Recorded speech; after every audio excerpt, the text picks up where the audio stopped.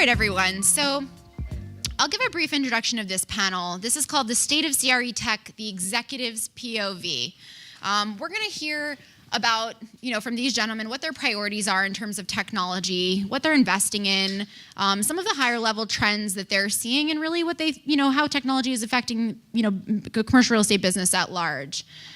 This is our featured panel. It's going to be 45 minutes. I will start with each of you. Please give an introduction of yourselves for the audience.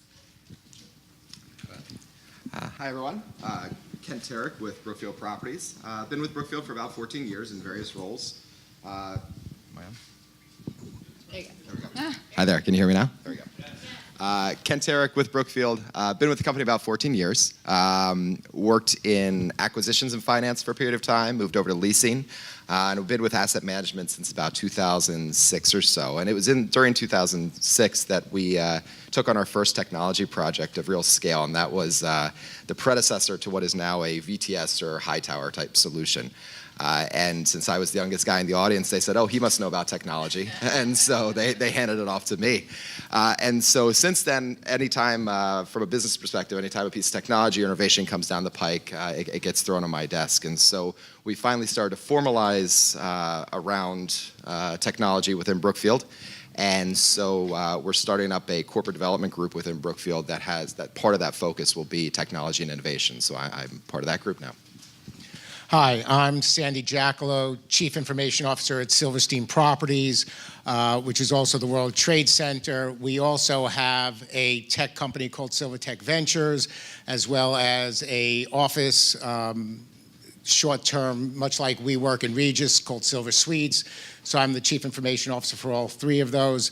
I've been in real estate for over 30 years, starting out on the financial side, and shifted over to IT quite a while ago. So for me, I bring a business perspective to the technology and get to really speak both languages, from how we run our buildings from a technology perspective to how we run our business, social media, our internet presence, so a little bit of everything in what we do. Awesome. Jeffrey Berman, I'm a general partner at Camber Creek. We are a real estate technology-only venture capital firm, and we were born out of a family office that is primarily engaged in real estate development management and, real estate development and management. And the reason that we were formed was because the pain points that we were seeing in a legacy operation that had operated almost continuously in the same way for 70 some odd years, we came to the realization that technology could be accretive in value to everyday processes that we see, and that's how Camber Creek was founded.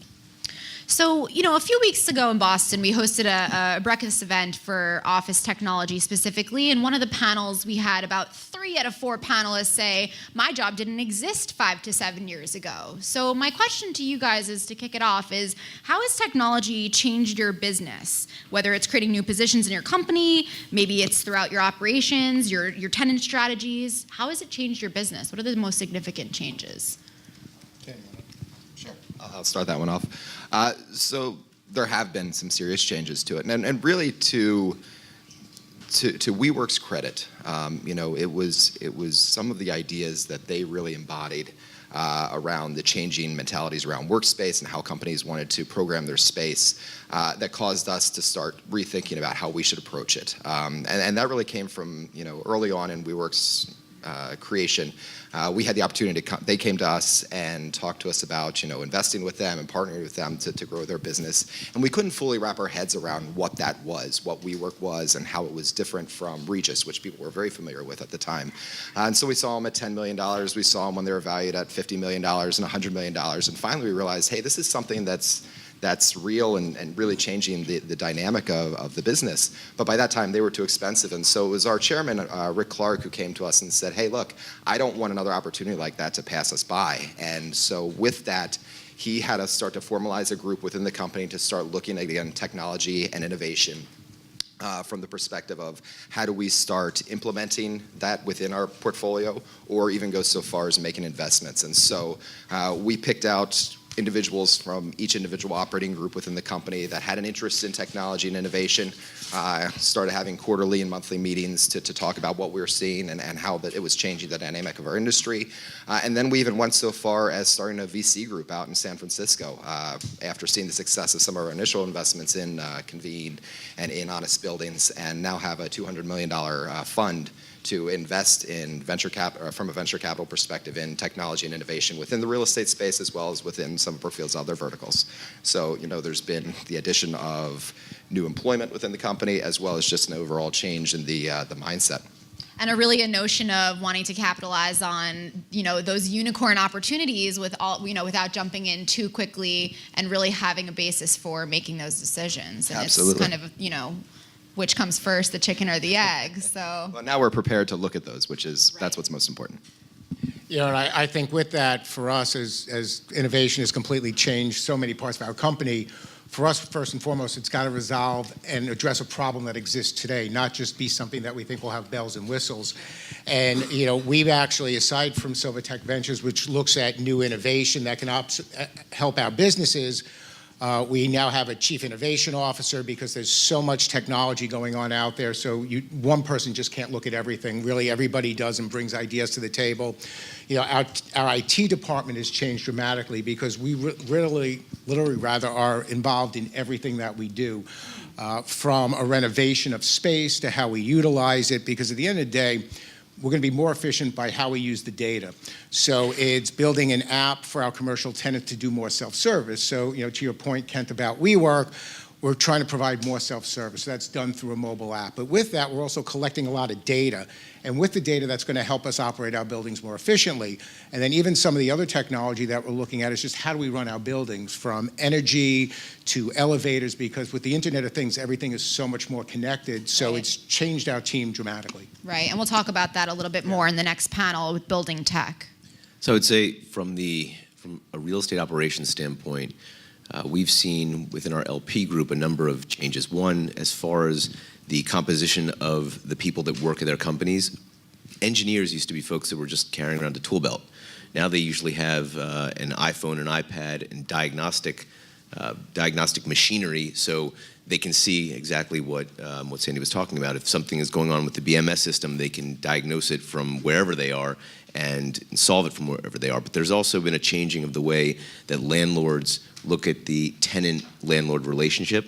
One of our investments is in a company called Building Engines, which is a simple tenant-landlord communication problem. But if you think about the way that if a tenant has a problem, and let's say it's too cold in their office, so they talk to their office manager. The office manager calls someone, and it's a very inefficient 1.0 process. Building Engines made that completely. I'm blanking on the word, but it just wasn't necessary to go through that chain of people. They could get a response almost immediately, and things would be fixed immediately. And that's happening also on the multifamily side as well. Absolutely, and so we've seen an absolute explosion of technologies, products and services flooding into the CRE space. So how are you evaluating the technologies that you're ultimately implementing? And Kent, you already touched on this a little bit, but all three of you are evaluating technologies probably more so than most of the rest of us sitting in this room. So can you tell us a little bit about that? Sure, and again, it really starts with solving a problem. But as we look at different companies, we're looking at the people who are behind the company. Do they have real estate expertise? Because a lot of startups that we've looked at don't really understand the business, so they're not really sure how to navigate. We're looking at the technology platforms that they're on. Is it scalable? Is it open? Going again back to the data, if they're capturing data, is it open and I can interface with it and bring it into other systems so that I can really connect, let's say people walking through the turnstile versus our energy systems. So it all starts to become connected, and we really start to bring people together from the different business units, and if it's something that we really want to explore, we'll consider a small pilot as well. Sure, and then also secure, right? Within all of that. Yeah, there's a whole component of cybersecurity that we look at, from where they're hosting to password policies, some of the core fundamentals, and even if they're exchanging data, is it encrypted? Who can access it? making sure that no other company that may be sharing the same product can get to our data. So cybersecurity that's a whole different panel. Sure. So you and I have spoken about this. We use the 10x rule, and essentially is this product, software, or solution 10x better than what we're currently deploying in our portfolio?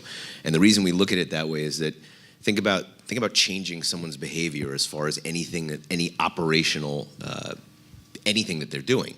If you have to retrain someone to use a new system and that system isn't that much better, then what are you doing?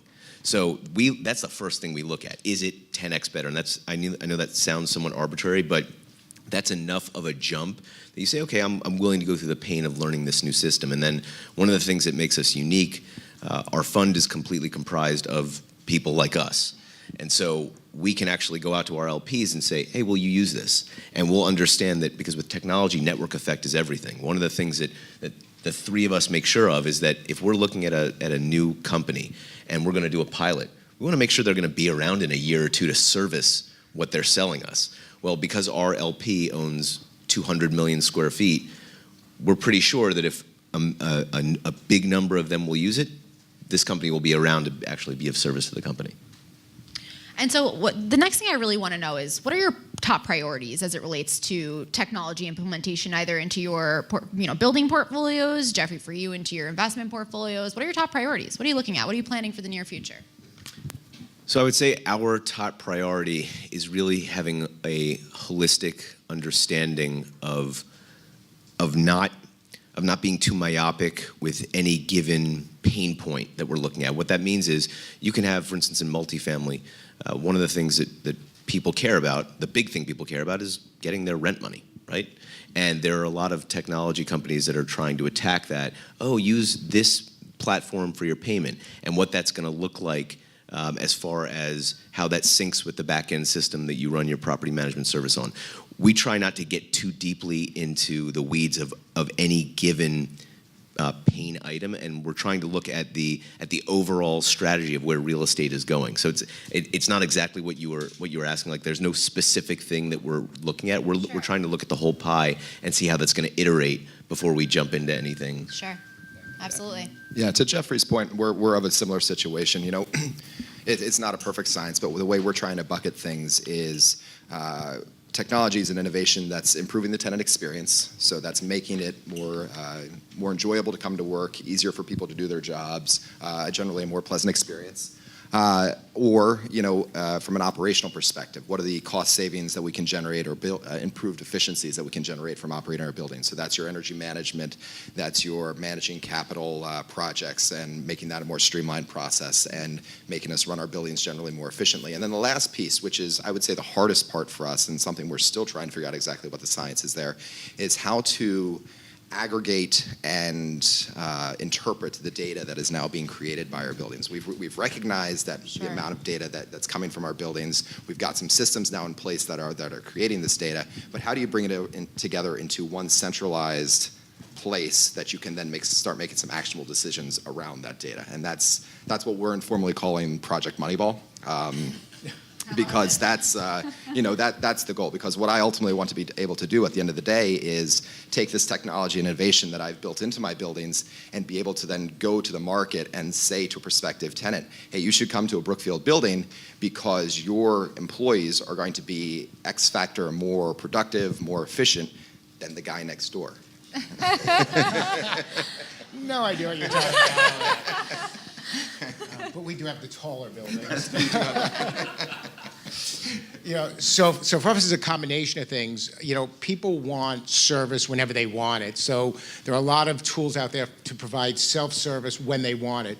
And that can range just from, to your point, of opening up a work order or having somebody do a virtual tour, because it's a global stage that we're on, so we want people to be able to see a virtual tour. So we're looking at some of the virtual reality, augmented reality.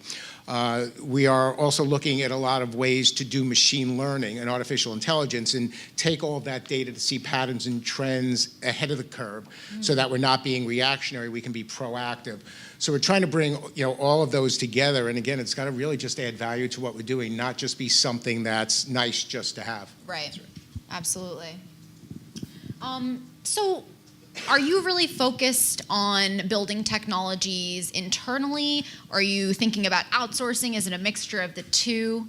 Can you talk a little bit about that, specifically with the building portfolios? Sure. So as far as we're concerned, we have tried to build technology internally. I touched on it initially when we partnered up with kind of an old line veteran real estate technology group to build what is a predecessor to what VTS ultimately is, a leasing pipeline tool.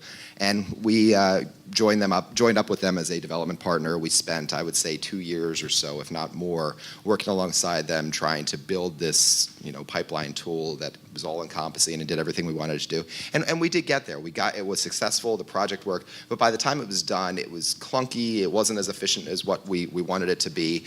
And from that project, what we learned is should really, in our view, we should really stick with what we know, and that's owning and operating real estate. And if we want to get into the technology space, the best option for us is to partner with third parties and individuals and groups that really understand and embrace technology, have the right mindset for that, and then we can provide them with our expertise on what we know so that they can ultimately build a better product. But they can use their technology expertise to work through the ins and outs of exactly how that happens. So our approach is definitely partnering with third parties. Yeah, I think our approach is the same. I mean, there's so many different prop tech startup companies that a single company can't sit there and develop everything that you want to accomplish. I think for us, what we prefer doing is being involved in the design process so that we can actually guide the development and give them our real estate expertise and mentor them, which I think is very valuable because a lot of them don't have that insight. And then use that information and where they need, for example, to integrate system A with system B, use our knowledge of both systems together to help that happen so the data can connect and we can see more of what's going on within our portfolio. I just don't think you can't figuratively staff up enough to challenge and deal with everything you've got going on. And make it 10x better every time. Well, and actually, and to your point, what we're hearing from the majority of our LPs is that, and you guys are on Nestio, right?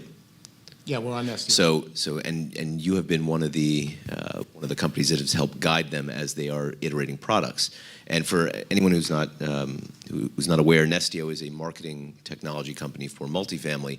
And if you think as a real estate developer, landlord owner, that you're going to develop a tool that is going to be useful in house, you also have to think, well, what's everyone else going to use?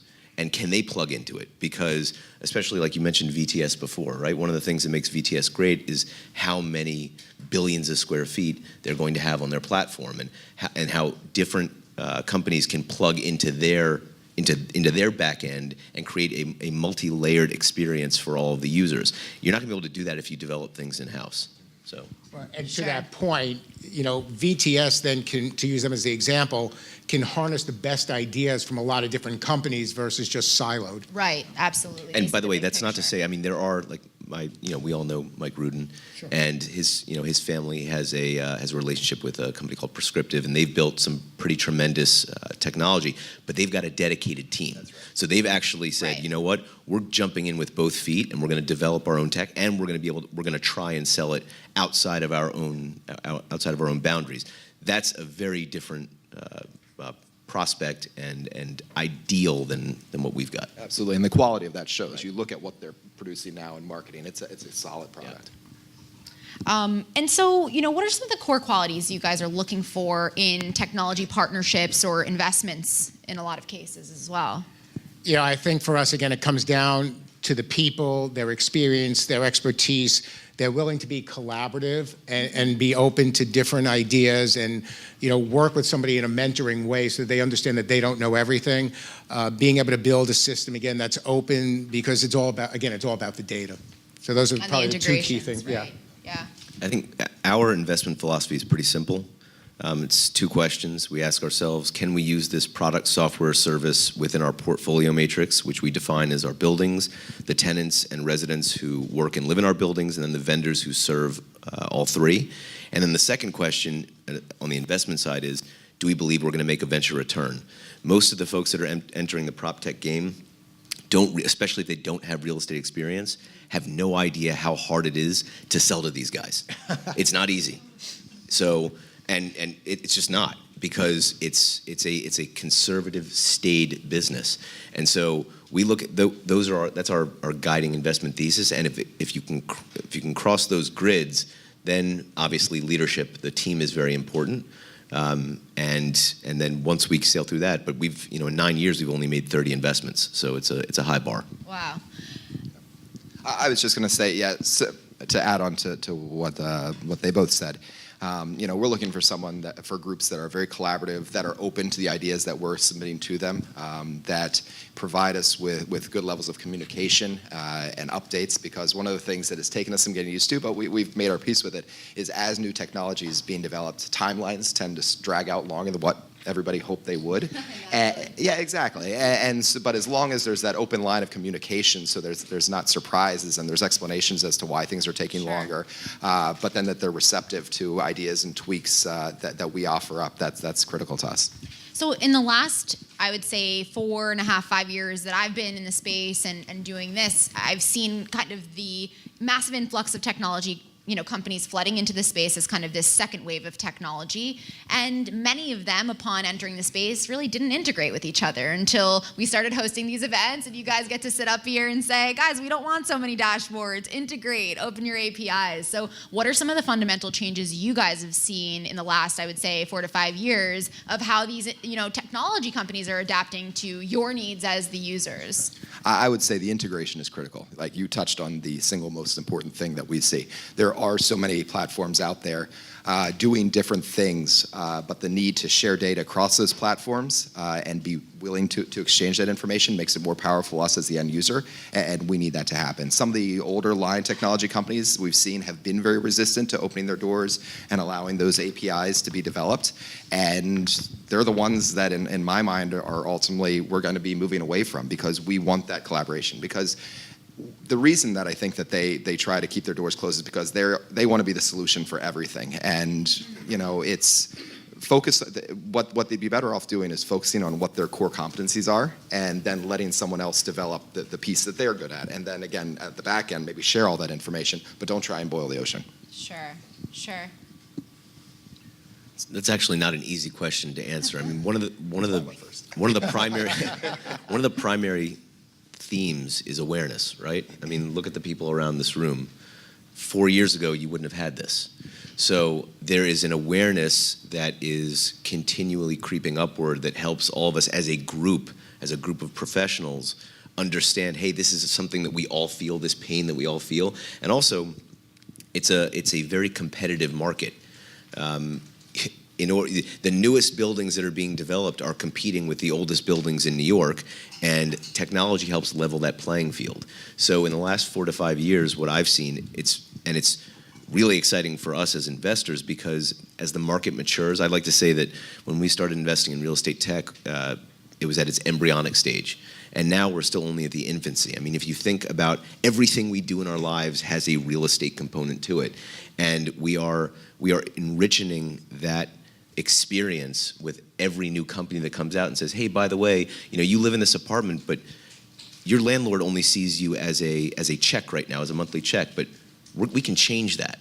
And that's just one example, and that's what we're seeing and what is happening and what makes us really excited. One of the additional things that we're seeing, which has made adoption a lot better for us, is mobility.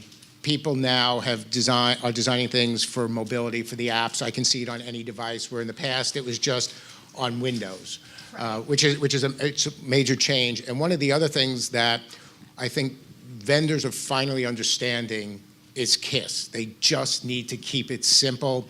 If they start to overcomplicate it, adoption will drop off immediately, or it's just going to be too much of a struggle given the limited time we all have to either implement or get technology in place.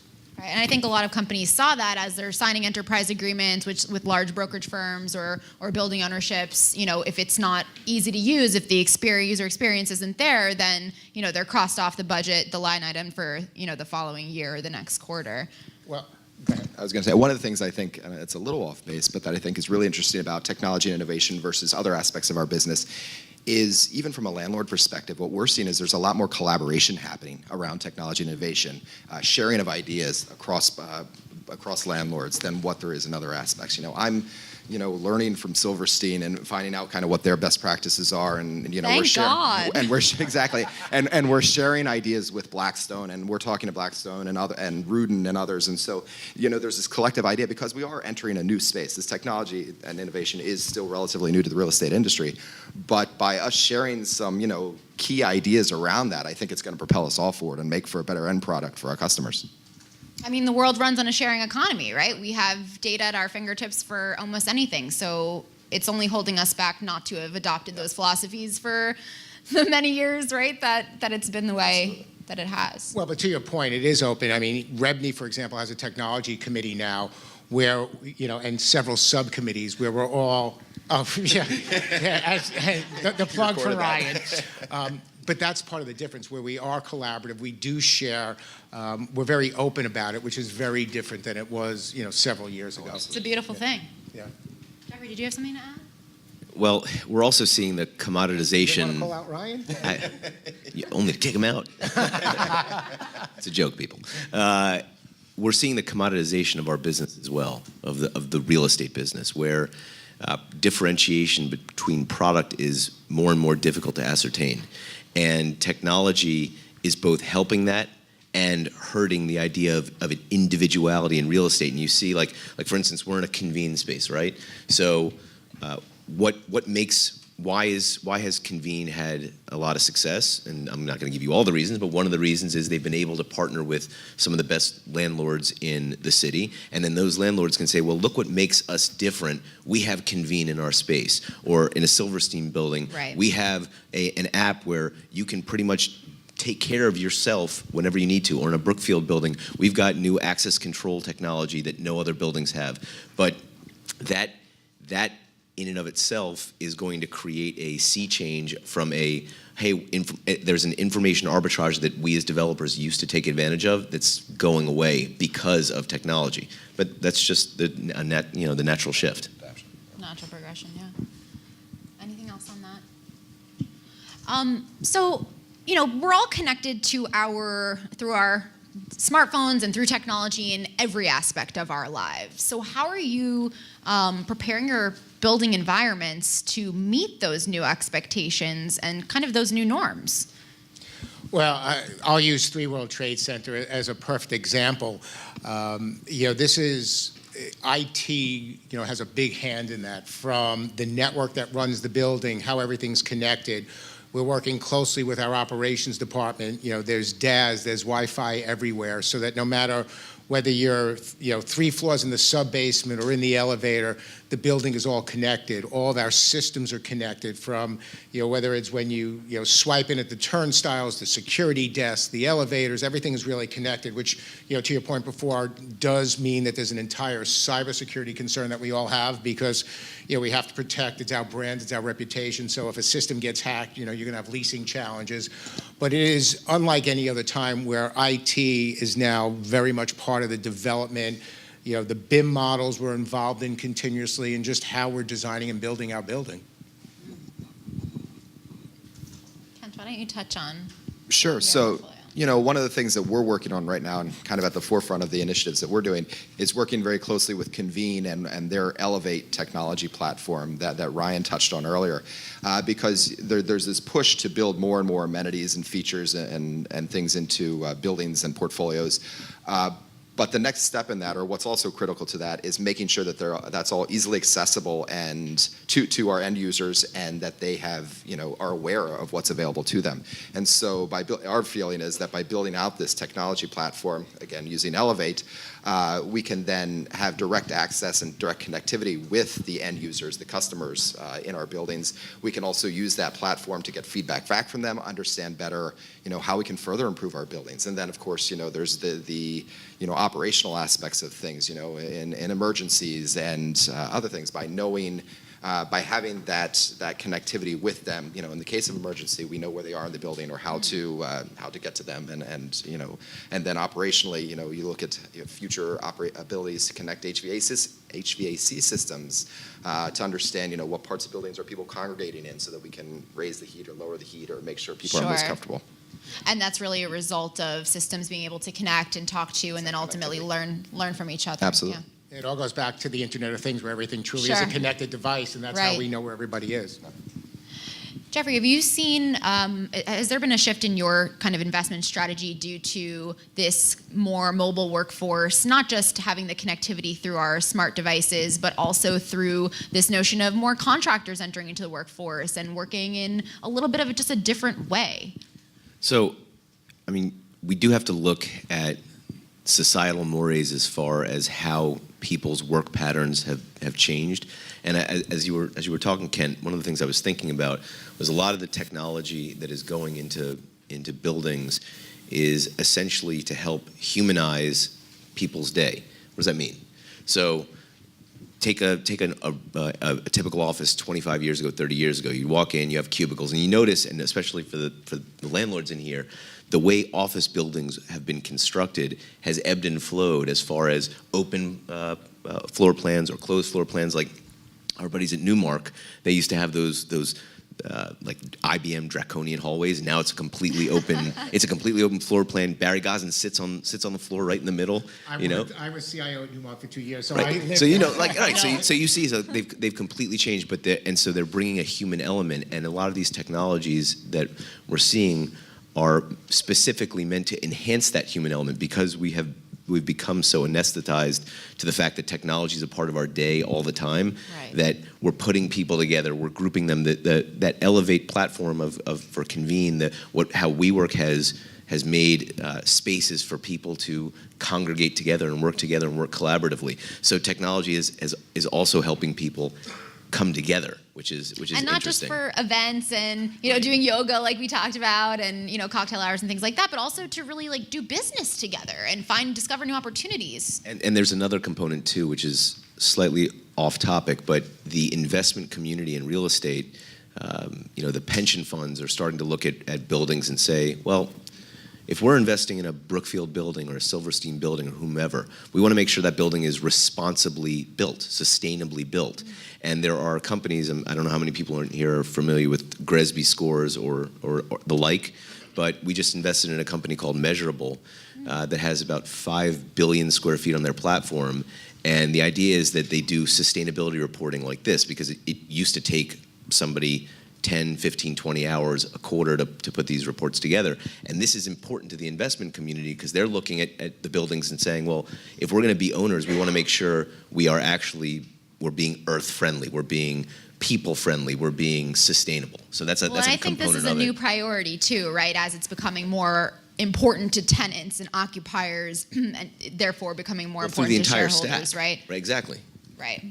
I think 10 years ago, maybe even 7 years ago, we would never be sitting here and talking about efficiency, energy, sustainability. It just wouldn't be part of the core conversation of what's happening right now and in the near future. But in the last few years, it's really, and thankfully, this is an industry that doesn't always contribute the healthiest,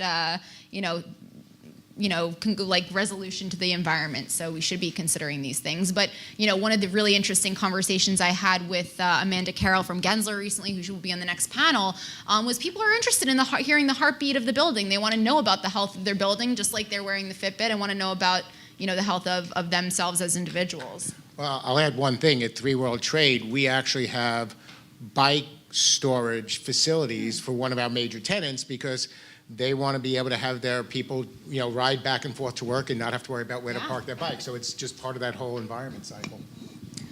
So this is a loaded question. In what industry vertical do you see technology making the greatest impact, either right now or an opportunity to make the greatest impact in the near future? And when I say industry vertical, it could be construction, could be brokerage and leasing, could be facility management, could be something else that you're going to tell me. I would say, right off the tip of my tongue, autonomous vehicles. I think that's going to change. One, it's going to change urban planning, because the notion of in New York City, you don't have a parking problem like you do. Of course, you have a parking problem, but you don't have many people that own cars. But throughout the country, in suburban locations where the parking requirements are, let's say, 4 spaces per 1,000, that's going to go away.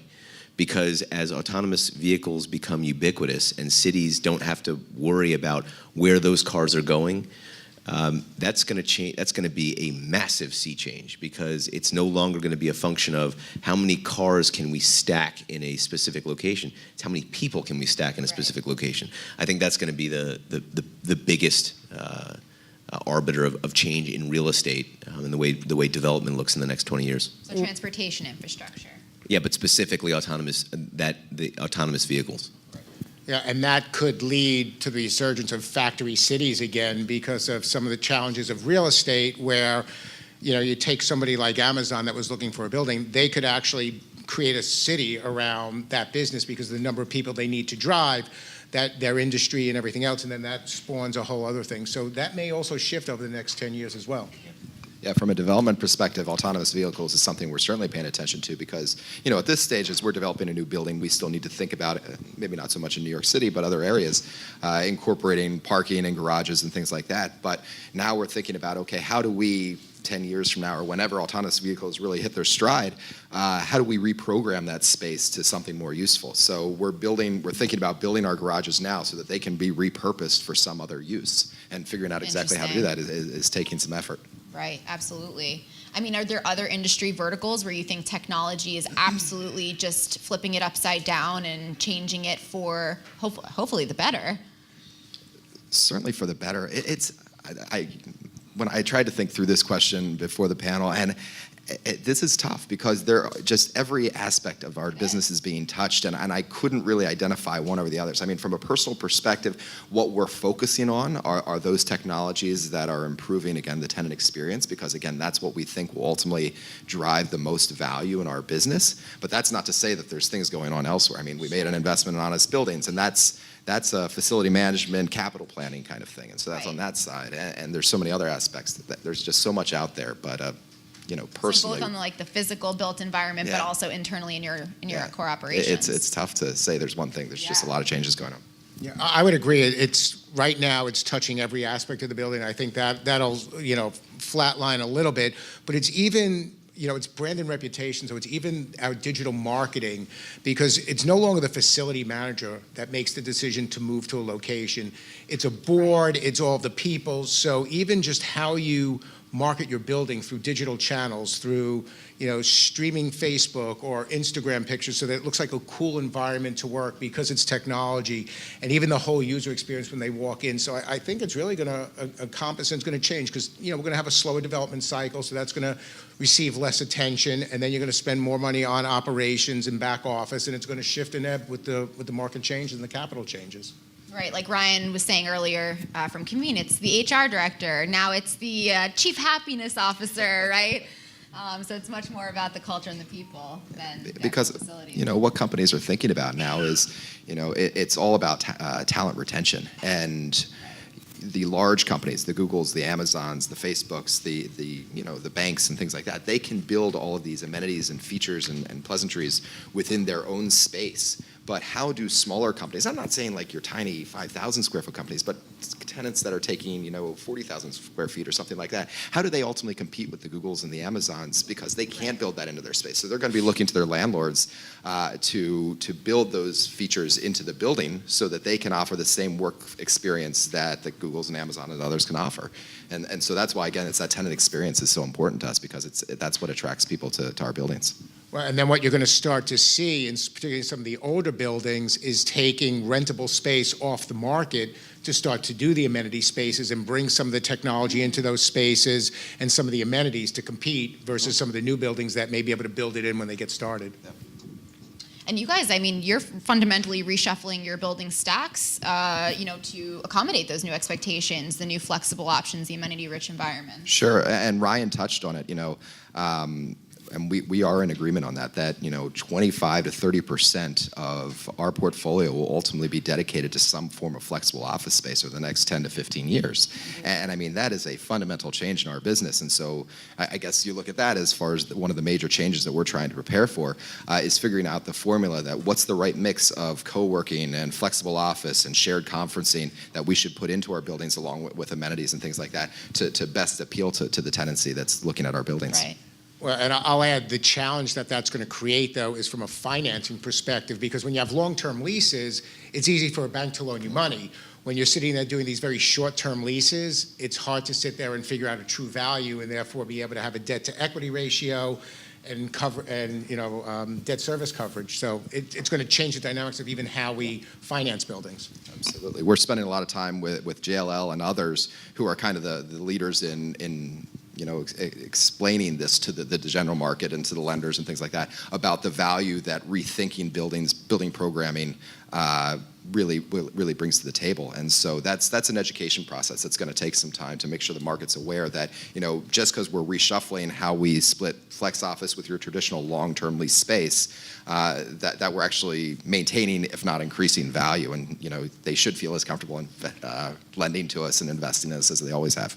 Just to your point, Sandy, on the financing side of it, I think you also, and Kent would probably tell you, discover new revenue opportunities in turnkey spaces that folks would probably spend a little bit more on to not have to take on the responsibility of building out that culture themselves, walking into a connected space with amenities where they can stay for 6 months or 3 years if they needed to and grow. Yeah, absolutely. But to Ken's point, it's education, because the lenders are not used to not having that long-term stability of, I've got a 10-year lease. They don't know how to factor that into their equations. But I completely agree with you. It's going to end up generating even more revenue because you can get a higher rent per square foot because it's turnkey space.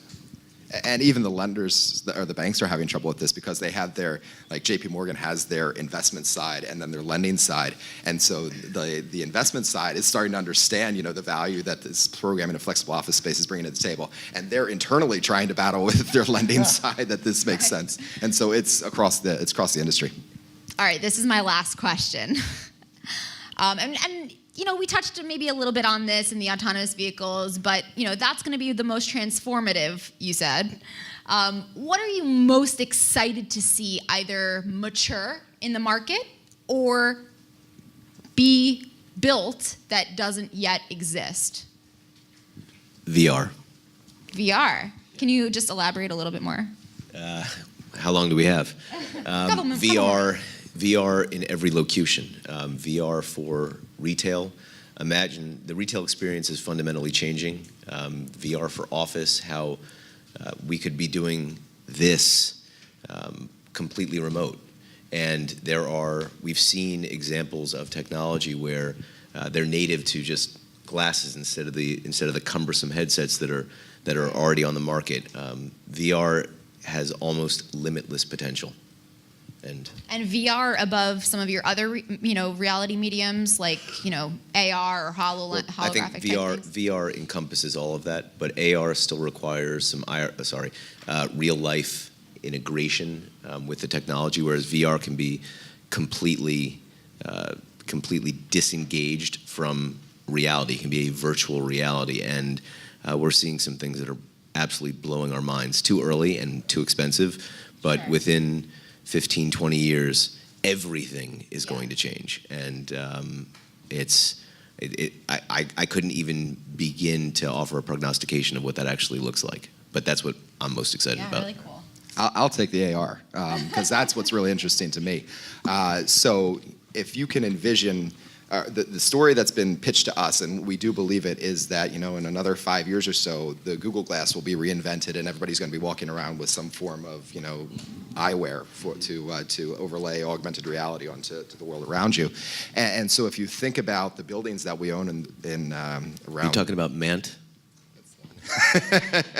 He has a good idea. He talked to all of us. Exactly. He covered he's been very busy. But, he has some good ideas. And the idea is you think of, a recognizable building like the World Trade Center buildings, Brookfield Place, the Grace Building we think about on the north side of Bryant Park, to be able to overlay using your glasses a gigantic billboard on the Grace Building, certainly, so there's two ways that we're looking at it. First, to defend against it. So we don't want, free nude girls broadcasted on the front of our buildings. But there are some monetary ways that we could potentially monetize that if we, permit the tenants in our building to also buy the virtual space outside of our building at their floors and put some branding or logo on that. That's an entirely new aspect of real estate that we're trying to understand. But the challenge that we're up against is there is no legal framework in place right now to manage this. So you get into freedom of speech. Who owns that virtual space outside of our buildings? So we've started engaging some IP lawyers and and real estate attorneys and technology attorneys to start thinking through this, because we're trying to understand what the right approach is to manage this when it starts coming down the pike. And I'm sure we'll get Ebrahimi involved at some capacity to start, advocating for the real estate community to make sure that we're protected. It's really, really, really fascinating. All right, I'm going to have to dissent. Machine learning and artificial intelligence. I think ultimately it's going to make us smarter, have better insights, and ultimately run our real estate more efficiently, as well as produce a better experience for our tenants, our residents, and even our employees. Yeah. I just want to say thank you to all three of you. This was, for me, really fascinating. I hope you guys all enjoyed it. Thank you. Thank you. You're welcome.